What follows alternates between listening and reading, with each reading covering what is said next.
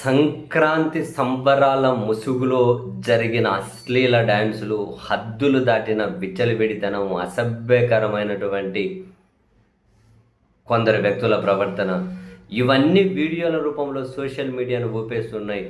ఎక్కడ ఏం జరిగింది అన్నది ఊర్ల పేర్లతో సహా సోషల్ మీడియాలో వైరల్ అవుతూ ఉన్నాయి.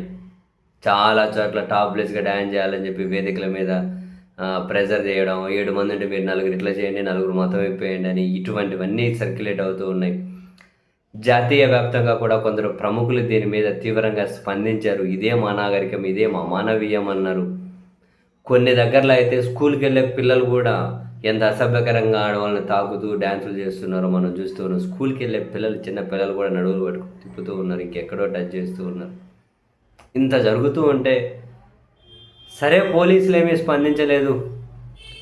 ఎందుకంటే పోలీసులు అంటే ఇక్కడ ఒక అధికారంలో ఉన్న రాజకీయ పార్టీలకు పనిచేయడం కోసమే ఉన్నారన్నది ఓపెన్గా కనిపిస్తున్న సీక్రెట్. అందులో వాళ్ళు దాచుకోవడం లేదు, జనం కూడా వాళ్ళని అంతకుమించి ఎక్కువ ఏమీ ఊహించుకోవడం లేదు, అది వేరే విషయం.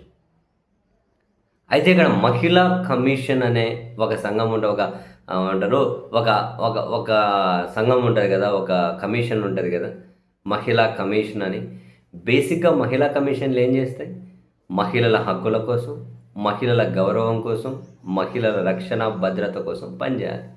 సింపుల్గా అది వాళ్ళ దగ్గరకు వచ్చిన ఫిర్యాదు మీదైనా ముందుకెళ్ళచ్చు, లేదా వాళ్ళు సుమోటోగా తీసుకొని అయినా కూడా విచారణ చేయొచ్చు, కేసు ఫైల్ చేయొచ్చు. ఆ కేసు ఫైల్ చేయమని పోలీసులకు ఆదేశాలు కూడా జారీ చేయొచ్చు. అయితే ఇప్పుడు ఆంధ్రప్రదేశ్లో కూడా మహిళా కమిషన్ అనేది ఒకటి ఉంది కదా. మరి ఆ మహిళా కమిషన్ ఒక చైర్మన్ గారు ఉన్నారు కదా. మరి ఈ డ్యాన్సులు, ఈ అశ్లీలత, ఇంత విచ్చలవిడితనం మీ దృష్టికి రాలేదా మేడం? రాలేదా? పక్కన తెలంగాణలో కూడా ఒక మహిళా సంఘం ఉంది. మహిళలను ఒక యాక్టర్ సామాన్లు అని అసభ్యంగా మాట్లాడేందుకే నోటీసులు ఇచ్చారు, విచారణకు రమ్మని చెప్పారు, ఆయన బహిరంగ క్షమాపణలు చెప్పారు.